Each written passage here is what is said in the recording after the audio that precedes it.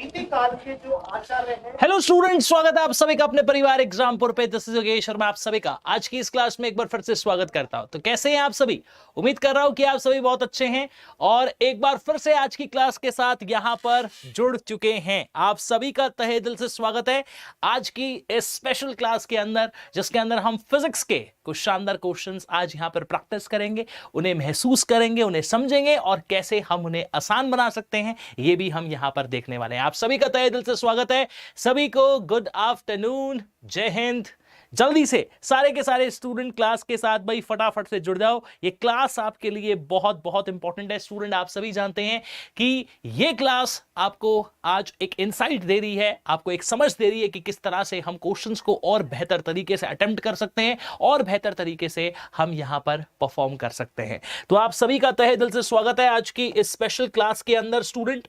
Welcome to another exciting episode, जिसमें हम विज्ञान के, साइंस के कुछ और शानदार क्वेश्चंस यहां पर प्रैक्टिस करने वाले हैं। और स्टूडेंट मैं आप सभी को बता दूं कि ये क्वेश्चंस आपके लिए सबसे ज्यादा इंपॉर्टेंट इसलिए हैं क्योंकि ये आपके प्रीवियस ईयर के क्वेश्चंस हैं, या फिर आप कह लीजिए वो क्वेश्चंस हैं जो कि आपके एग्जाम का एक इंपॉर्टेंट हिस्सा है।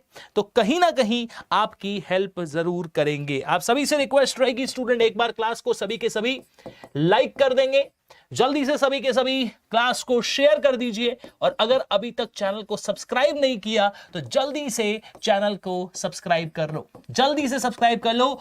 बहुत ही अच्छे तरीके से आप सभी जानते हैं कि एग्जामपुर टीचिंग स्कूल की पूरी टीम आपका साथ दे रही है, पूरा का पूरा आपका कॉर्डिनली यहां पर एफर्ट्स हो रहे हैं और आप सभी जानते हैं कि चाहे आप किसी भी प्लेटफॉर्म पर पढ़े, एग्जामपुर आपके साथ है। तो आइए स्टूडेंट आज की क्लास को प्रारंभ करते हैं। फिर अगर आप सभी तैयार हैं, साइंस के कुछ और शानदार क्वेश्चन प्रैक्टिस करेंगे और देखेंगे किस किस तरह के क्वेश्चंस आपसे एग्जाम में एक इंपॉर्टेंट रोल प्ले करते हैं। तो आइए स्टूडेंट आज की क्लास का पहला क्वेश्चन आपके सामने आपकी स्क्रीन पर रखते हैं और आप बताएंगे स्टूडेंट इस प्रश्न का सही उत्तर क्या होना चाहिए। Let's move to the very first question on your screen and hereby we go. कह रहे डॉपलर का प्रभाव किस पर लागू होता है? The Doppler's effect is applicable to. Doppler का प्रभाव किस पर लागू होता है? सभी को गुड आफ्टरनून, जल्दी से क्लास के साथ जुड़ जाओ भाई फटाफट से। डॉपलर का प्रभाव किस पर लागू होता है? The Doppler's effect is applicable to. बताएं, डॉपलर का प्रभाव किस पर लागू होता है? आपके ऑप्शन है light wave, sound wave, space wave या बोथ ए एंड बी। बताएं आंसर क्या बनेगा स्टूडेंट? डॉपलर का प्रभाव किस पर लागू होता है? The Doppler's effect is applicable to. देखिएगा स्टूडेंट, डॉपलर नाम के वैज्ञानिक ने ये इंपॉर्टेंट एक ऑब्जर्वेशन मेड करी कि अगर हम बात करते हैं इंटेंसिटी के बारे में, प्रकाश की या ध्वनि की, तो जो इंटेंसिटी है, जो तीव्रता है ना, वो दूरी के साथ इनवर्स रिश्ता रखती है। इन्होंने कहा कि इंटेंसिटी ऑफ, आप लिख सकते हैं स्टूडेंट, डॉपलर का प्रभाव क्या कहता है? डॉपलर का प्रभाव कहता है इंटेंसिटी ऑफ लाइट और साउंड, ध्वनि या प्रकाश की तीव्रता। आप लिख सकते हैं ध्वनि या प्रकाश की तीव्रता, ध्वनि या प्रकाश की तीव्रता, इंटेंसिटी दूरी पर निर्भर करती है। Depends upon the distance. किस पर निर्भर करती है? तो आप लिख सकते हैं it depends upon the distance, दूरी पर निर्भर करती है। किस पर निर्भर करती है स्टूडेंट? इंटेंसिटी ऑफ लाइट और साउंड डिस्टेंस पर निर्भर करती है। अगर डिस्टेंस ज्यादा होगा इंटेंसिटी कम हो जाएगी, अगर डिस्टेंस कम होगा इंटेंसिटी ज्यादा हो जाएगी। इतनी सी बात है स्टूडेंट। पॉइंट को एक बार समझ लीजिएगा कि पॉइंट क्या कह रहा है। पॉइंट इतने से है कि जैसे अगर हम एक बात करें कि एक रेलवे स्टेशन पर एक ट्रेन आ रही है और जा रही है, एक प्लेटफॉर्म पर आती हुई ट्रेन और जाती हुई, आपको पता है जब प्लेटफॉर्म पर ट्रेन आती है तो क्योंकि आप में और ट्रेन के बीच में डिस्टेंस कम हो गया तो उसकी आवाज आपको तेज सुनाई देती है। बट जब ट्रेन प्लेटफॉर्म से जा रही होती है तो उस समय आपको ट्रेन की आवाज धीरे सुनाई देती है क्योंकि आप में और ट्रेन के बीच में दूरी बढ़ गई। तो इतनी सी बात डॉपलर ने ऑब्जर्व करी। और याद रखिएगा स्टूडेंट, डॉपलर का प्रभाव प्रकाश और ध्वनि दोनों पर लागू होता है, दोनों के लिए एप्लीकेबल है। लाइट के लिए भी और साउंड के लिए भी, लाइट के लिए भी और साउंड के लिए भी। ठीक है स्टूडेंट, चलेगा।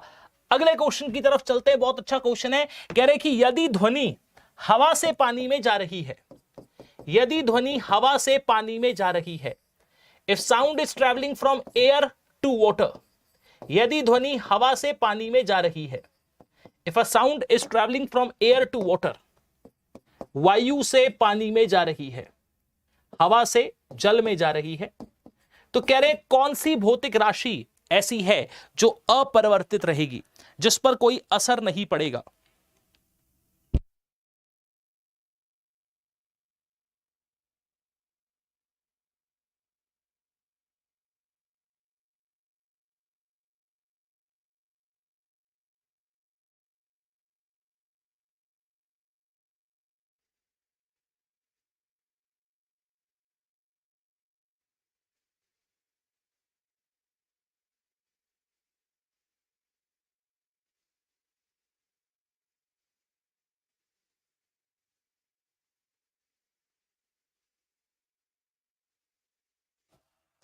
बताइए स्टूडेंट, कौन सी ऐसी भौतिक राशि है जिस पर कोई प्रभाव नहीं पड़ेगा। Which will remains unaffected, velocity यानी कि वेग, फ्रीक्वेंसी यानी कि आवृत्ति, वेवलेंथ यानी कि तरंगदैर्घ्य, एम्पलीट्यूड यानी कि आयाम। बहुत बढ़िया स्टूडेंट, बिल्कुल सही।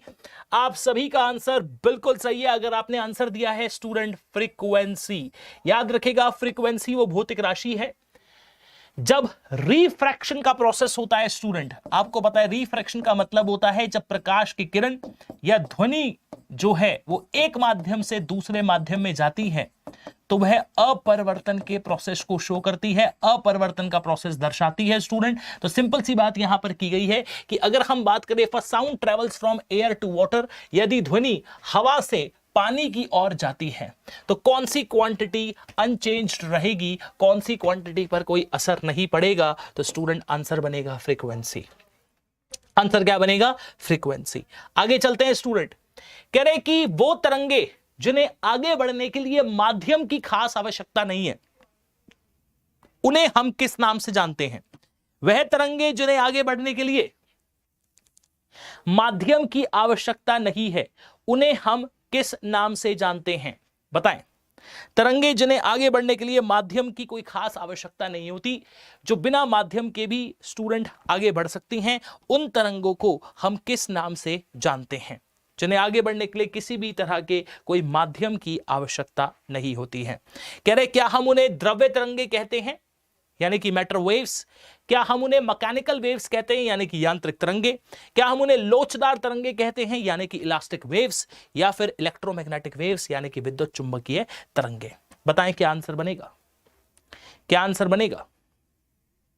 Waves which do not require any material medium for its propagation। वे तरंगे जिन्हें संचार के लिए किसी भी तरह के माध्यम की आवश्यकता नहीं होती। बहुत बढ़िया स्टूडेंट, इन तरंगों को हम EM वेव्स के नाम से जानते हैं, इन्हें हम इलेक्ट्रोमैग्नेटिक वेव्स कहते हैं।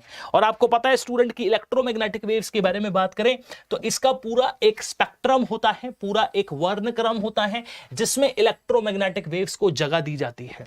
पूरा एक वर्णक्रम है स्टूडेंट जिसमें इलेक्ट्रोमैग्नेटिक वेव्स को हमने जगह दी है। और अगर मैं आपसे पूछ लूं वो कौन कौन से हैं, तो सबसे पहले आ जाता है गामा रेस, सबसे पहले आ जाती हैं गामा रेस, फिर आ जाती हैं स्टूडेंट एक्स रेस, फिर आ जाती हैं स्टूडेंट यूवी रेस यानी कि पराबैंगनी किरणें, फिर आ जाती हैं कौन सी स्टूडेंट? तो आप कहेंगे यूवी रेस के बाद विजिबल रेस। कौन सी आ जाती हैं? विजिबल यानी कि दृश्य प्रकाश। फिर आ जाता है इंफ्रारेड, अवरक्त किरणें, फिर आ जाती हैं सूक्ष्म किरणें और लास्ट में आ जाती हैं रेडियो वेव्स। लास्ट में कौन सी आ जाती हैं स्टूडेंट? Radio waves. बस इतनी सी बात आपको समझनी है कि इस तरह का स्पेक्ट्रम हमारा बनता हुआ चला जाता है। तो विजिबल को आपको पता है दृश्य प्रकाश के नाम से जानते हैं, दृश्य प्रकाश है ये। अवरक्त किरणें हैं, इंफ्रारेड रेज हैं। फिर आ जाती हैं आपकी माइक्रो यानी कि सूक्ष्म किरणें, सूक्ष्म किरणें, रेडियो तरंगे। फिर आ जाती हैं आपकी स्टूडेंट यूवी रेस यानी कि पराबैंगनी किरणें, पराबैंगनी किरणें। फिर आ जाती हैं आपकी एक्स रेस। और ये कौन सी हैं? ये हैं आपकी गामा किरणें। तो इस तरह का एक पूरा का पूरा स्पेक्ट्रम मिलता है आपको। और आपको पता है स्टूडेंट की ये जो विजिबल लाइट वाला स्पेक्ट्रम होता है, इसी में आपके 7 रंग जो हैं वो यहां पर डिस्प्ले होते हैं स्टूडेंट। यहां पर 7 कलर्स जो हैं वो आपके डिस्प्लेड अप होते हैं। We can see the 7 colour over here. ये 7 कलर कौन कौन से होते हैं? तो आपको पता है विबग्योर के फॉर्म में ये 7 कलर्स यहां पर डिस्प्लेड होते हैं। 7 कलर्स यहां पर डिस्प्लेड होते हैं विबग्योर के फॉर्म में। और ये आपको पता है 400 नैनोमीटर से लेकर 750 नैनोमीटर तक का ये आपको विजिबल लाइट का स्पेक्ट्रम यहां पर देखने को मिलता है। इसी को हम वर्ण क्रम के नाम से जानते हैं। इसी को हम वर्ण क्रम के नाम से जानते हैं। और ये स्टूडेंट आपकी ईएम वेव्स है। तो अगर मैं आपसे पूछ लूं कि ईएम वेव्स में कौन कौन शामिल होता है, तो आप कहेंगे gamma rays, X rays, UV rays, visible, infrared, micro and radio तरंगे, ये सब यहां पर शामिल होती हैं। किसका हिस्सा है ये? तो आप लिख लीजिएगा विद्युत चुंबकीय स्पेक्ट्रम, वर्ण क्रम का ये हिस्सा है। ईएम स्पेक्ट्रम है ये, विद्युत चुंबकीय तरंगे हैं ये सारी की सारी, जो आपको पता होनी चाहिए। अगला क्वेश्चन आ गया भाई, बताइएगा ध्वनि सबसे तेज किसमें संचार करेगी? Sound will travel the fastest in, sound will travel the fastest in, ध्वनि सबसे ज्यादा तेज किसमें संचार करेगी? The sound will travel fastest in, ध्वनि सबसे तेज किसमें यात्रा करेगी? बताइए। आपके ऑप्शन है स्टील, एयर, पानी या निर्वात। ध्वनि सबसे तेज किसमें यात्रा करेगी? स्टील, एयर, पानी या निर्वात। स्टील, एयर, पानी या निर्वात, ध्वनि सबसे तेज किसमें संचार करेगी? बिल्कुल सिंपल सी बात है। आपको पता है कि ध्वनि लॉन्गिट्यूडिनल वेव है। साउंड आपकी किस तरह की वेव है? तो आप कहेंगे लॉन्गिट्यूडिनल वेव है, यानी कि अनुदैर्ध्य तरंग है। ये वो तरंग है जिसे आगे बढ़ने के लिए स्टूडेंट, अनुदैर्ध्य तरंग कौन सी होती है? ये वो तरंग है जिसे आगे बढ़ने के लिए माध्यम की आवश्यकता होती है, निर्वात में संचार नहीं कर सकती।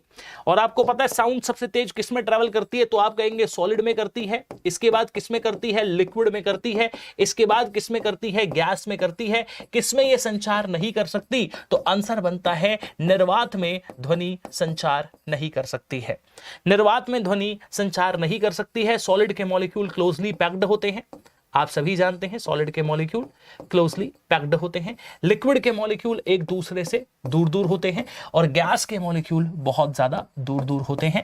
आपको पता है ध्वनि सबसे तेज सॉलिड में ट्रैवल करती है। स्टील, एयर, वाटर और वैक्यूम में से स्टील आपका सॉलिड है, इसमें ट्रैवल करेगी।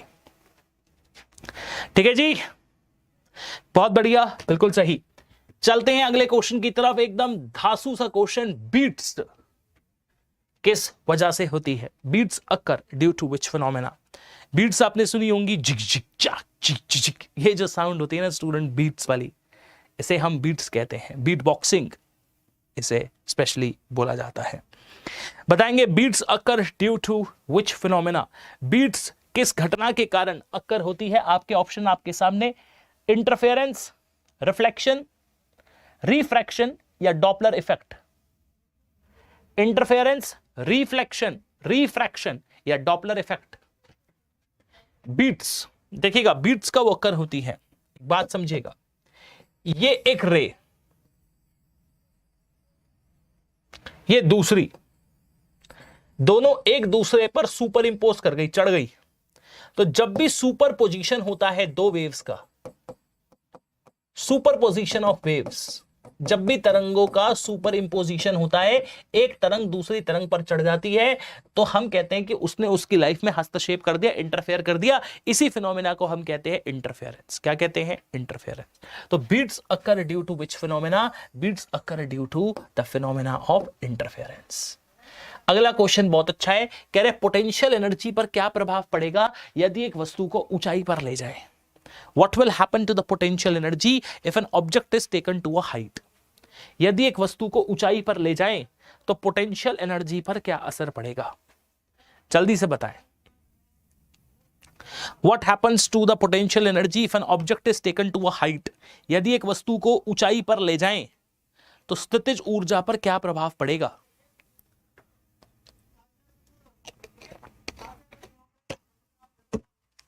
बताइए भाई, पोटेंशियल एनर्जी पर क्या प्रभाव पड़ेगा? यदि एक वस्तु को हाइट पर ले जाएं,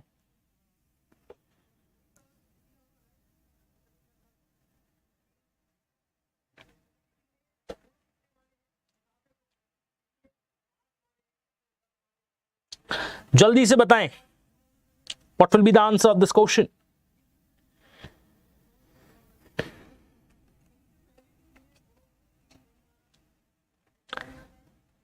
बहुत बढ़िया, बहुत अच्छे। देखिएगा, अगर आपसे बात की जाए कि पोटेंशियल एनर्जी पर क्या असर पड़ेगा, तो आप सभी जानते हैं ना स्टूडेंट कि अगर हम हाइट के बारे में बात करते हैं, अगर हम ऊंचाई के बारे में बात करते हैं, तो अगर हम हाइट पर जाते हैं तो जैसे जैसे हम हाइट पर जाते हैं पोटेंशियल एनर्जी बढ़ती है।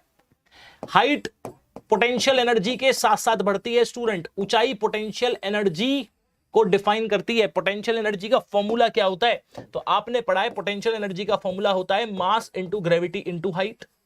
क्या होता है? Mass into gravity into height, मतलब द्रव्यमान, गुरुत्व और ऊंचाई का गुणनफल। Mass into gravity into height, mgh is what we call as potential energy. तो अगर हाइट बढ़ेगी तो याद रखिएगा पोटेंशियल एनर्जी इंक्रीज होती है। अगर हाइट बढ़ेगी तो पोटेंशियल एनर्जी इंक्रीज होती है।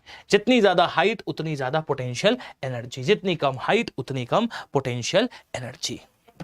बिल्कुल, हाइट के साथ साथ पोटेंशियल एनर्जी आपकी बढ़ती है। ठीक है, चलेगा। एक और खास कॉन्सेप्ट है, आपको इंट्रोड्यूस कराते हैं स्टूडेंट। उससे कॉन्सेप्ट का नाम बनता है मैकेनिकल एनर्जी। मुझे एक बात बताओ, मैकेनिकल एनर्जी क्या होती है?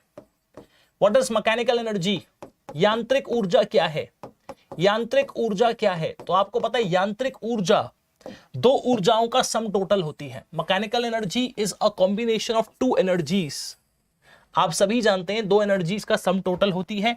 एक होती है स्टूडेंट काइनेटिक एनर्जी यानी कि गतिज ऊर्जा, और एक होती है स्टूडेंट पोटेंशियल एनर्जी यानी कि स्थितिज ऊर्जा। दोनों ऊर्जाओं को अगर हम जोड़ दें, गतिज ऊर्जा और पोटेंशियल एनर्जी, दोनों एनर्जीज को अगर हम साथ में जोड़ दें, किस किस को? गतिज ऊर्जा को और स्थितिज ऊर्जा को अगर हम आपस में जोड़ दें तो वो कहलाता है आपका मैकेनिकल एनर्जी। क्या कहलाता है? Mechanical energy. काइनेटिक एनर्जी का फॉर्मूला क्या होता है? तो लिख लो हाफ mv स्क्वायर। क्या होता है? Half mv square. Potential energy का फॉर्मूला क्या होता है? तो लिखिएगा मास इंटू ग्रेविटी इंटू हाइट। क्या बनता है? m इंटू जी इंटू एच पोटेंशियल एनर्जी है। Half mv square kinetic energy है। ये आपकी बॉल, इसकी वेलोसिटी v, मास m, kinetic energy half mv square. आप किसी वस्तु को हाइट पर ले गए, उसकी शेप एंड साइज में चेंज ला दिया, stored energy, it's all about the potential energy. बहुत बढ़िया स्टूडेंट, बहुत अच्छे, बिल्कुल सही, बहुत ही बढ़िया स्टूडेंट, बहुत अच्छा कर रहे हैं आप सभी। Excellent, you all are doing really superb. ठीक है, तो मैकेनिकल एनर्जी दो ऊर्जाओं का सम टोटल है। One is kinetic energy, another one is potential energy. बहुत बढ़िया, ठीक है, चलेगा। एक और अच्छा सा क्वेश्चन देखते हैं स्टूडेंट, बताएंगे इसका आंसर क्या बनना चाहिए। बहुत ही अच्छा क्वेश्चन आपके सामने आपकी स्क्रीन पर। कह रहे हैं when light passes from one medium to another medium which physical quantity remains unchanged। जब प्रकाश एक माध्यम से दूसरे माध्यम में जाता है तो कौन सी भौतिक राशि पर कोई प्रभाव नहीं पड़ता। जैसे हमने पढ़ा था साउंड जब एक मीडियम से दूसरे मीडियम में जाती है तो कौन सी भौतिक राशि पर प्रभाव नहीं पड़ता, वैसे ही आपसे पूछ लिया गया कि जब जो लाइट है वो पास करती है एक मीडियम से दूसरे मीडियम पे तो कौन सी भौतिक राशि पर कोई प्रभाव नहीं पड़ता, कौन सी भौतिक राशि पर कोई प्रभाव नहीं पड़ता। तो ये है आपके पास एयर, ये आपके पास है वाटर। लाइट की रे जा रही है हवा से पानी में, हवा से पानी में, आपको पता है वो मुड़ जाएगी, it will bend towards the normal, अभिलंब की तरफ झुक जाएगी। तो कह रहे हैं कि कौन सी भौतिक राशि पर कोई प्रभाव नहीं पड़ता, तो स्टूडेंट आंसर क्या बनेगा? फ्रीक्वेंसी, आंसर बनेगा आवृत्ति। आंसर क्या बनेगा? फ्रीक्वेंसी, आंसर क्या बनेगा? आवृत्ति। आप सभी जानते हैं सभी फिजिकल क्वांटिटी में से जो क्वांटिटी अनचेंज रहती है, जिस पर कोई प्रभाव नहीं पड़ता, वो आपकी फ्रीक्वेंसी है। फ्रीक्वेंसी का ऐसा यूनिट आप सभी जानते हैं हर्ट्ज होता है। फ्रीक्वेंसी का ऐसा यूनिट लिख लो हर्ट्ज है। क्या है? हर्ट्ज है। कह रहे हैं हमारे शरीर का साधारण तापमान कितना है? What is the normal human body temperature? हमारे शरीर का साधारण तापमान कितना है? एक बार कमेंट करके फटाफट से बता देंगे हमारे शरीर का साधारण तापमान कितना है? What is the normal human body temperature? एक बार बता दीजिए हमारे शरीर का साधारण तापमान कितना होता है? 37 degree Celsius, 37 degree Fahrenheit, 104 degree Fahrenheit या 36.8 डिग्री सेल्सियस। आपसे कहा गया हमारे शरीर का साधारण तापमान कितना है? What is the normal human body temperature? जल्दी से बताएं हमारे शरीर का साधारण तापमान कितना है? What is the normal human body temperature? हमारे शरीर का साधारण तापमान। बहुत बढ़िया स्टूडेंट, देखिएगा सेल्सियस, केल्विन और फ़ारेनहाइट तीनों में आपसे पूछा गया है। तो आपको पता है सेल्सियस में कितना होता है, तो आप कहेंगे 37 डिग्री सेल्सियस होता है। फ़ारेनहाइट में कितना होता है, तो आप कहेंगे 98.6 डिग्री फ़ारेनहाइट होता है। केल्विन में कितना होता है, तो आप कहेंगे 310 केल्विन होता है। कितना होता है? 310 केल्विन होता है। तो 37 degree Celsius, 98.6 degree Fahrenheit, 310 kelvin लिख लो। 37 degree Celsius, 98.6 degree Fahrenheit and 310 kelvin हमारे शरीर का साधारण तापमान। हमारे शरीर का साधारण तापमान लिख लो। नॉर्मल ह्यूमन बॉडी टेम्परेचर, हमारे शरीर का साधारण तापमान 37 degree Celsius, 98.6 degree Fahrenheit and 310 kelvin होता है। कितना होता है? ये सब होता है। वैल्यूज नोट कीजिएगा, very very important question, mark कर लीजिएगा, पूछा जाता है। अगला क्वेश्चन कह रहे हैं शुरुआती थर्मोमीटर किसके द्वारा विकसित किया गया? The earliest thermometer was developed by Celsius, Fahrenheit, kelvin या गैलीलियो? शुरुआती थर्मोमीटर किसके द्वारा विकसित किया गया था?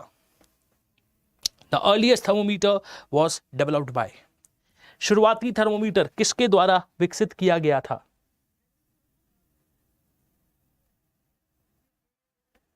बताएं।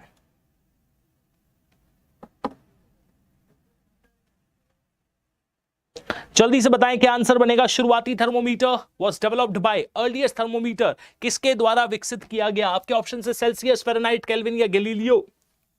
अच्छा, मैं आपको एक बात बता दूं कि अगर आपसे पूछ ले कि शुरुआती थर्मोमीटर था कौन सा, तो earliest thermometer was the gas thermometer. शुरुआती थर्मोमीटर कौन सा थर्मोमीटर था? तो लिख सकते हैं गैस तापमापी था। It was gas thermometer, gas तापमापी, गैस तापमापी था। Earliest thermometer was gas thermometer and it was developed by Galileo Galilei and it was developed by Galileo Galilei। और स्टूडेंट, अगर मैं आपसे पूछ लूं कि टेलीस्कोप की खोज किसके द्वारा हुई? टेलीस्कोप के आविष्कारक कौन हैं? टेलीस्कोप वो जो आपको पता है दूर की वस्तुओं को देखने में काम आता है। टेलीस्कोप के आविष्कारक कौन है? तब भी आंसर आएगा गैलीलियो गैलीली। इनफैक्ट अगर मैं आपसे पूछ लूं कि जो आज न्यूटन का फर्स्ट लॉ है उसे पहले किस नाम से जाना जाता था? न्यूटन की गति का जो पहला नियम है, लिख लीजिएगा, न्यूटन की गति का पहला नियम, न्यूटन की गति का पहला नियम को पहले गैलीलियो के नियम के नाम से जाना जाता था। तो न्यूटन की गति का पहला नियम लिख लीजिएगा, किस नाम से जाना जाता है? तो आप लिखेंगे गैलीलियो के नाम से जाना जाता है। It is known as Galileo's law. इसे गैलीलियो के नियम के नाम से जानते हैं। अगला क्वेश्चन आ गया, कह रहे हैं कि परिलक्षित प्रकाश की मात्रा किस पर निर्भर करती है? The amount of light reflected will depends upon. परिलक्षित प्रकाश की मात्रा किस पर निर्भर करती है?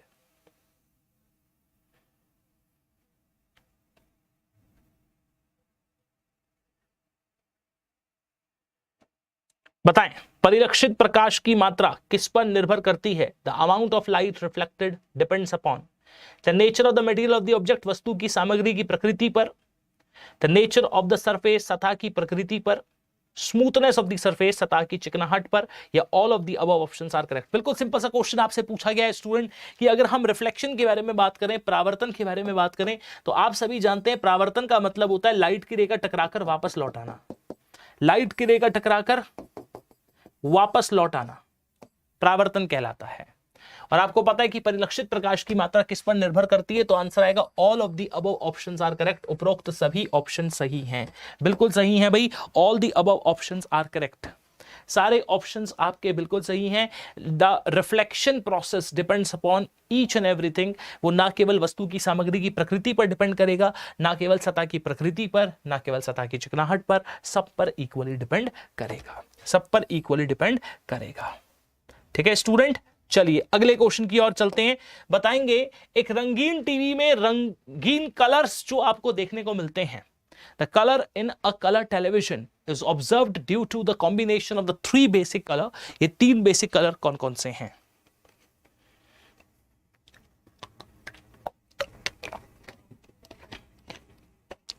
बताएं। The colour in a colour television is produced due to the combination of the 3 basic colour. What are these 3 basic colour? Options आपके सामने, आपको बताना है राइट आंसर क्या होगा। बताएं। Colour in a colour television is produced due to the combination of the 3 basic colour. What are these 3 colour? जल्दी से बताएं, कौन से 3 कलर की वजह से जो बेसिक कलर टीवी है उसमें रंगीन जो कलर्स हैं वो हमें देखने को मिलते हैं। बहुत बढ़िया स्टूडेंट, देखिएगा अगर हम बात करते हैं प्राइमरी कलर्स ऑफ लाइट के बारे में, यानी कि प्रकाश के प्राथमिक रंग, तो प्राइमरी कलर्स ऑफ लाइट कौन कौन से होते हैं उन पर हम यहां पर ध्यान दे लेते हैं। प्रकाश के प्राथमिक रंग कौन कौन से हैं? तो प्रकाश के प्राथमिक रंग 3 होते हैं स्टूडेंट, प्रकाश के, जिन्हें हम प्राथमिक रंग कहते हैं, प्राइमरी कलर्स के नाम से जानते हैं। ये 3 कलर्स हैं, ये होते हैं आपके रेड, ब्लू एंड ग्रीन। कौन कौन से होते हैं? लाल, नीला और हरा। तो लिख लीजिएगा red, blue and green will be the answer. क्या आएगा? रेड, ब्लू एंड ग्रीन, लाल, नीला और हरा। Red, blue and green will be the answer. ये तीनों कलर जब आपस में मिलते हैं, जैसे ये आ गया रेड आपका, ये कलर आ गया आपका स्टूडेंट ब्लू, और ये कलर हम दिखा देते हैं आपका बन गया सपोज ग्रीन। तो जब लाल, नीला, हरा तीनों कलर आपस में मिलेंगे तो पूछ लेते हैं जी कौन से कलर की लाइट मिलेगी? तो याद रखिएगा आपको एक व्हाइट लाइट मिलेगी, श्वेत रंग का प्रकाश मिलेगा। तो लाल, नीला, हरा तीनों कलर आपस में मिलकर कौन से कलर का प्रकाश बनाते हैं? तो स्टूडेंट आंसर बनता है कि वो श्वेत प्रकाश बनाते हैं। कौन कौन से? लाल, नीला और हरा। ये तीनों कलर आपके प्राइमरी कलर्स ऑफ लाइट में कंसीडर होते हैं। प्रकाश के इन्हें हम प्राथमिक रंग के नाम से जानते हैं। क्या कहते हैं इन्हें? हम लिख लीजिएगा बिल्कुल सही, प्रकाश के प्राथमिक रंग रेड, ब्लू एंड ग्रीन होते हैं। कह रहे हैं कि जो एक डेंटिस्ट का मिरर होता है वो किस प्रकार का दर्पण है? डेंटिस्ट मिरर, एक दंत चिकित्सक का दर्पण किस प्रकार का दर्पण होता है? A dentist mirror is of which type? एक दंत चिकित्सक का दर्पण किस प्रकार का होता है? आपके ऑप्शन है plane mirror, cylindrical mirror, convex mirror या कॉनकेव मिरर। एक दंत चिकित्सक का दर्पण किस प्रकार का होता है? What type of the mirror is a dentist mirror? देखिएगा डेंटिस्ट के बारे में कुछ खास बातें जो कि आपको पता होनी चाहिए। सबसे पहले तो अगर हम बात करें स्टडी ऑफ टीथ को ओडोंटोलॉजी कहते हैं। दांतों का अध्ययन करना ओडोंटोलॉजी, दांतों का अध्ययन करना ओडोंटोलॉजी कहलाता है। दांत का अध्ययन ओडोंटोलॉजी। हमारे दांत किसके बने हुए होते हैं? तो आपको पता है कैल्शियम एंड फास्फोरस के बने हुए होते हैं। तो our teeth are made up of, लिख लो, are made up of calcium phosphate. किसके बने हुए हैं हमारे दांत? तो आप लिख सकते हैं calcium phosphate, calcium phosphate. Our teeth are made up of calcium phosphate Ca3PO4 whole twice, Ca3PO4 whole twice, calcium phosphate के बने हुए होते हैं, Ca3PO4 whole twice के। आपको पता है अगर डेंटिस्ट मिरर के बारे में बात करें तो डेंटिस्ट का मिरर कैसा होता है जी? अवतल दर्पण होता है। लिख लीजिएगा कॉनकेव मिरर होता है। और कॉनकेव मिरर की एक खास बात है, आप सभी जानते हैं कि जो कॉनकेव मिरर होता है ना वो इस तरह का होता है कि ये बाहर से तो पॉलिश्ड होता है, बाहर से ये पॉलिश्ड होता है, अंदर से रिफ्लेक्टिंग होता है। बाहर से पॉलिश्ड होता है, अंदर से रिफ्लेक्टिंग होता है। तो it is polished from outside and reflecting from inside. It is polished from outside and reflecting from inside. आगे चल रहे हैं, कह रहे सुपर कंडक्टर किस प्रकार के कंडक्टर हैं? सुपर कंडक्टर, अति चालक पदार्थ, वो हैं जिनका क्या शून्य होता है? Superconductors are those which have what as zero? अति चालक पदार्थ वह हैं जिनका क्या शून्य है? पोटेंशियल, करंट, रेजिस्टेंस या इंडक्टेंस। पोटेंशियल, करंट, रेजिस्टेंस या इंडक्टेंस। सुपर कंडक्टर्स के बारे में बात हो रही है। सुपर कंडक्टर वो होते हैं जिनकी चालकता बहुत ज्यादा होती है। आप सभी जानते हैं सुपर कंडक्टर वो होते हैं जिनकी चालकता बहुत ज्यादा होती है।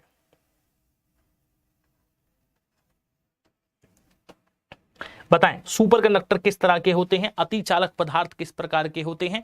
देखिएगा सुपर कंडक्टर के बारे में अगर हम बात करते हैं तो सुपर कंडक्टर वो होते हैं जिनकी कंडक्टिविटी बहुत हाई होती है। तो आप लिख सकते हैं कंडक्टिविटी, चालकता, कंडक्टिविटी, चालकता बहुत ज्यादा होती है। इनकी चालकता, कंडक्टिविटी बहुत ज्यादा होती है, बहुत ज्यादा हाई होती है। तो इनका क्या शून्य होगा? तो भाई इनकी रुकावट जो है वो इनको शून्य हो जाएगी, रेजिस्टेंस इनका 0 हो जाएगा। रेजिस्टेंस इनका क्या हो जाएगा? 0 हो जाएगा। कंडक्टिविटी इनकी मैक्सिमम होती है। इन्हें हम कहते हैं सुपर कंडक्टर। क्या कहते हैं इन्हें? बहुत बढ़िया, सुपर कंडक्टर। ठीक है, चलिए आगे चलते हैं, अगला क्वेश्चन देखते हैं। कह रहे आपको पता है कुछ समय के बाद बल्ब के अंदर ग्रे स्पॉट डेवलप हो जाता है। उस ग्रे स्पॉट के डेवलप होने के पीछे का कारण क्या होता है? कह रहे एक लंबी अवधि के उपयोग के बाद बल्ब के अंदर एक ग्रे रंग का धब्बा बन जाता है। यह इसलिए होता है क्योंकि a part the tungsten filament evaporate and collect. Tungsten का फिलामेंट वाष्पित होता है और एकत्रित हो जाता है। The heat of the bulb scorches the glass at the top. Bulb की गर्मी शीर्ष पर ग्लास को जला देती है। सी ऑप्शन दिया गया है dust inside the bulb condenses on the top. Bulb के अंदर धूल शीर्ष पर जमा हो जाता है। या glass undergo a change due to the heat. ऊष्मा के कारण कांच में परिवर्तन देखने को मिलता है। बताएं after long periods of the use why a grey spot develop inside the bulb. एक ग्रे स्पॉट बल्ब के अंदर क्यों डेवलप हो जाता है?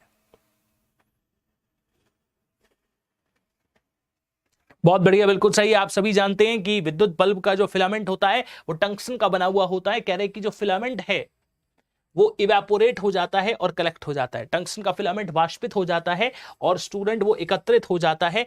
इस वजह से लॉन्ग पीरियड ऑफ यूज के बाद, आप जानते हैं इसी वजह से लॉन्ग पीरियड ऑफ यूज के बाद जो ग्रे स्पॉट है वो बल्ब के ऊपर डेवलप हो जाता है। ठीक है ना, after long periods of the use that's the reason why a grey spot generally develop on the bulb. ठीक है जी, बहुत बढ़िया, बिल्कुल सही। ठीक है, बहुत अच्छे। चलिए आगे चलेंगे इसी बात पर अगले क्वेश्चन की तरफ। बहुत ही शानदार क्वेश्चन जो कि आपसे यहां पर पूछा गया है, आपको बताना है इसका आंसर क्या बनेगा। कह रहे कि इंडक्टेंस का सिंबल H होता है। अगर हम बात करें इंडक्टेंस की SI यूनिट के बारे में तो इंडक्टेंस की SI यूनिट का जो सिंबल होता है वो H होता है। कह रहे यहां पर H क्या है? What is H over here? H किसका प्रतीक है?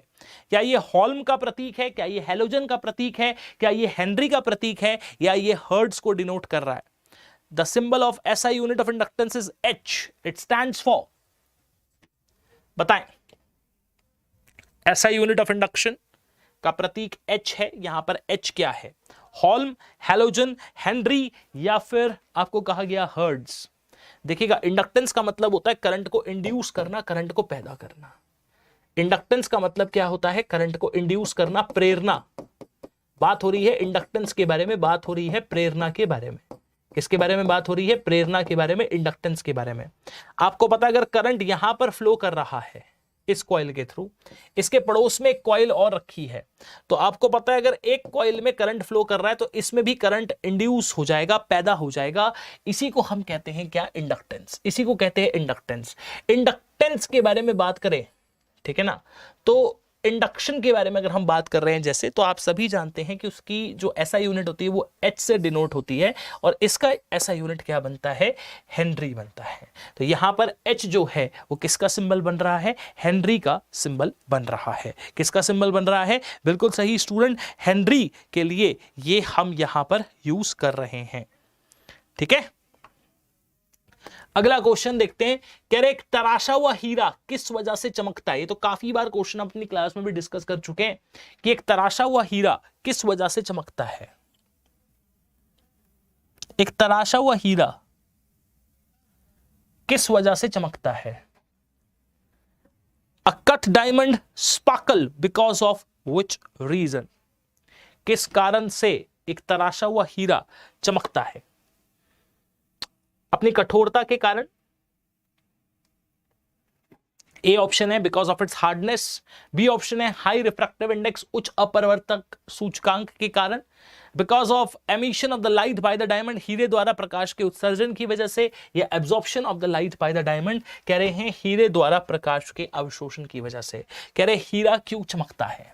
Why a cut diamond sparkle, एक हीरा क्यों चमकता है?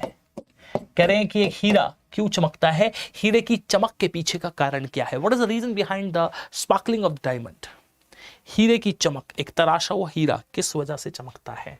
तो स्टूडेंट आंसर क्या बनेगा? एक तराशा हुआ हीरा किस वजह से चमकता है? तो लिख लीजिएगा, अपने हाई रिफ्रैक्टिव इंडेक्स होने के कारण एक तराशा हुआ हीरा चमकता है। अपने हाई रिफ्रैक्टिव इंडेक्स होने के कारण, रिफ्रैक्टिव इंडेक्स कितना? 2.42।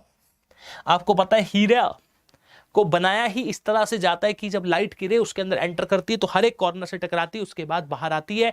इसीलिए हम कहते हैं कि एक तराशा हुआ हीरा चमकता है, क्योंकि वो सबसे ज्यादा रिफ्रैक्शन का प्रोसेस शो करता है। And to be very precise, आपको पता है यहां पर एक प्रोसेस होता है जिसका नाम स्टूडेंट बहुत इंपॉर्टेंट है, इसे कहते हैं टोटल इंटरनल रिफ्लेक्शन, इसे कहा जाता है पूर्ण आंतरिक परावर्तन।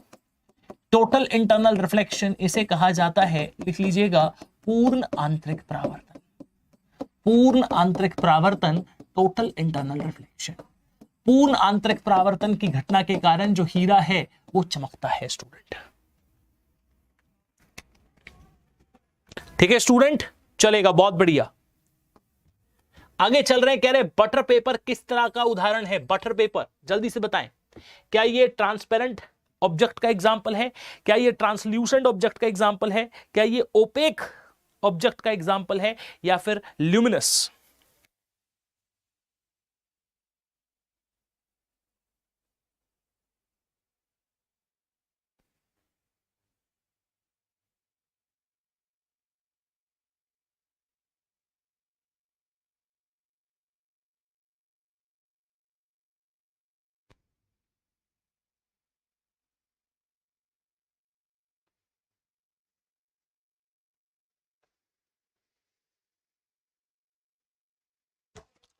बटर पेपर किसका उदाहरण है? Butter paper is an example of transparent, translucent, opaque या ल्यूमिनस ऑब्जेक्ट। तो एक चीज समझ लीजिएगा, बटर पेपर से हम थोड़ा सा आर पार देख सकते हैं। तो बटर पेपर एक ट्रांसल्यूसेंट, पारदर्शी वस्तु का एक उदाहरण है। ट्रांसपेरेंट वो होते हैं जिनसे हम आर पार कंप्लीटली देख सकते हैं। ट्रांसल्यूसेंट वो होते हैं जिनसे हम थोड़ा सा आर पार देख सकते हैं। ओपेक वो होते हैं जिनके आर पार हम देख ही नहीं सकते। ठीक है, तो इतनी सी बात है, आपको पता होना चाहिए आंसर क्या बनता है। कह रहे कि एक वाइब्रेटिंग बॉडी के बारे में अगर हम बात करें, एक वाइब्रेटिंग बॉडी के बारे में अगर हम बात करें, एक बार जरा कमेंट करके बता देंगे। अ vibrating body, A part will always produce sound, हमेशा ध्वनि उत्पन्न करेगा।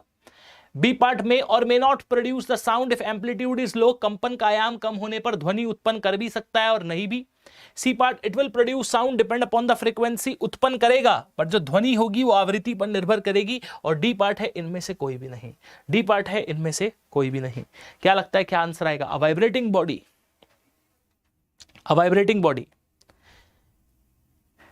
बताएं, क्या हमेशा प्रोड्यूस करती है साउंड? जैसे आपने एक ट्यूनिंग फॉर्क के बारे में सुना होगा, इस तरह का एक डिवाइस सा होता है, इसे हम कहते हैं ट्यूनिंग फॉर्क। क्या कहते हैं? Tuning fork. तो ट्यूनिंग फॉर्क जो होता है, आपको पता है इस तरह का एक यंत्र सा होता है, ठीक है ना। तो अगर ये मतलब कंपन करता है, वाइब्रेट करता है, तो साउंड प्रोड्यूस होती है ना। तो कह रहे vibrating body A part will always produce sound, will produce the sound depend upon its amplitude, will produce the sound depending upon its frequency। क्या लगता है? ठीक है, चलो जल्दी से एक बार बता दो क्या आंसर बनेगा। बिल्कुल सही। देखिएगा, जितने भी ऐसे स्टूडेंट हैं जिन्होंने ये बोला है कि it will produce the sound depend upon the frequency, वो बिल्कुल सही है। प्रोड्यूस करेगा साउंड बट वो उसकी फ्रीक्वेंसी पर निर्भर करेगा। It will produce the sound but it will depend upon its frequency. आगे चलते हैं। कह रहे हैं कि एक टेक्निक है जिसका इस्तेमाल समुद्र की गहराई को मापने में करते हैं, उस तकनीक का नाम बता दीजिए। बहुत अच्छा क्वेश्चन है भाई, वो स्पेशल टेक्निक जिसका इस्तेमाल समुद्र की गहराई को मापने में करते हैं, उस तकनीक का नाम बता दीजिए। वो तकनीक कौन सी है? आपके ऑप्शन है लेजर, सोनार, सोनिक बूम या रेवर्बरेशन। बताएं। Special technique used in ships to calculate the depth of the ocean bed. महासागरों की गहराई की गणना करने के लिए जहाजों में प्रयुक्त विशेष तकनीक कौन सी है?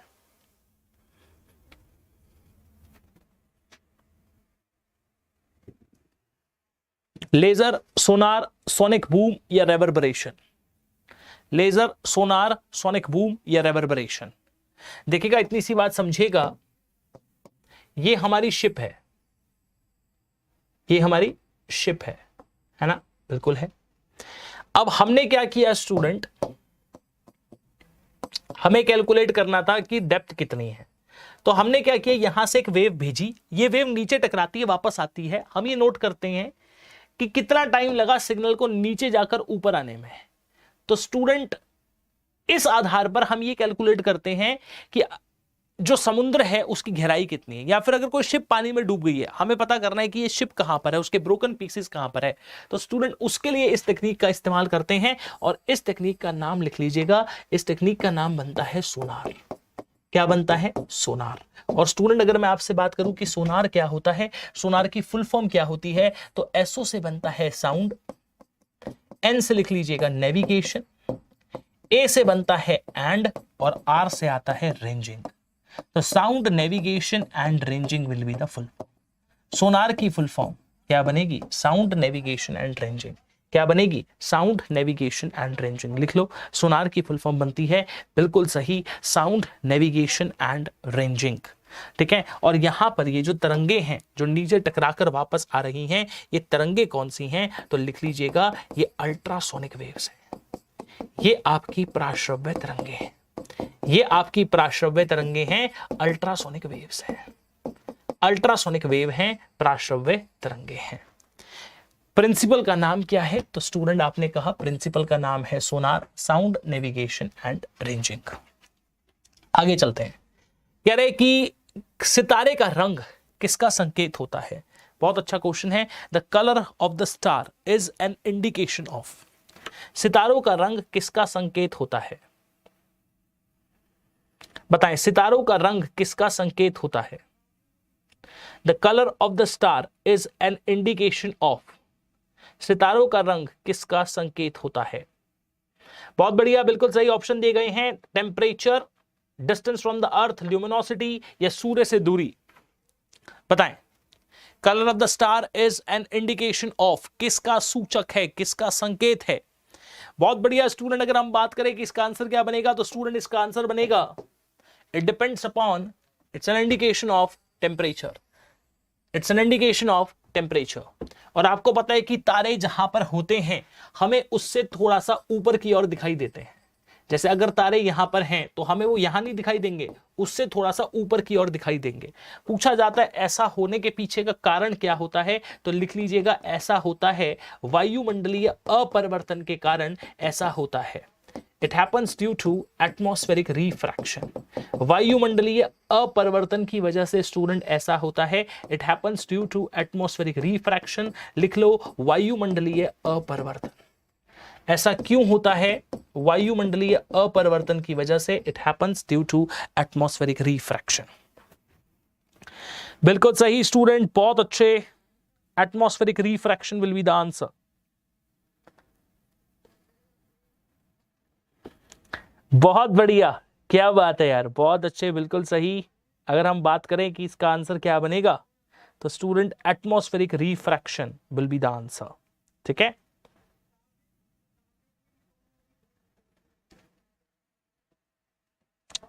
ठीक है स्टूडेंट, क्लियर हो रहा है कॉन्सेप्ट आपको? तो ये सारे के सारे क्वेश्चंस आपके लिए बहुत इंपॉर्टेंट है, क्योंकि कहीं ना कहीं आपके एग्जाम से एक इंपॉर्टेंट रोल प्ले करते हैं और आपसे पूछे जाते हैं। जैसे आपसे पूछ लेते तारों का रंग किस पर निर्भर करता है, तो आपने कहा कि तारों का जो रंग है वो किस पे डिपेंड करता है? टेम्परेचर पे डिपेंड करता है। ठीक है। और तारे जहां पर होते हैं हमें उससे थोड़ा सा ऊपर की ओर दिखाई देते हैं एक फिनोमेना की वजह से, जिसे हम कहते हैं एटमॉस्फेरिक रिफ्रैक्शन। आप ये बात भी जानते हैं ना स्टूडेंट की हॉट एयर, गर्म हवा हमेशा ऊपर जाती है, क्योंकि गर्म हवा हल्की होती है, ठंडी हवा भारी होती है। तो ठंडी हवा नीचे की तरफ आती है, कोल्ड एयर हमेशा नीचे आती है, भारी हवा हमेशा नीचे आती है। ठीक है, तो भारी हवा जो होती है, अगर हम कोल्ड एयर के बारे में बात करें तो भारी है, ठंडी हवा तो हमेशा नीचे की तरफ आती है। ठीक है, चलेगा। ये रहेगा आपका होमवर्क क्वेश्चन। होमवर्क क्वेश्चन को नोट कर लीजिएगा।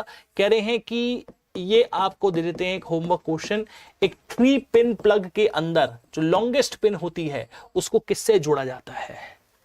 एक 3 पिन प्लग के अंदर the longest pin is connected to, एक 3 पिन प्लग के अंदर सबसे लंबी पिन को किसके साथ जोड़ा जाता है।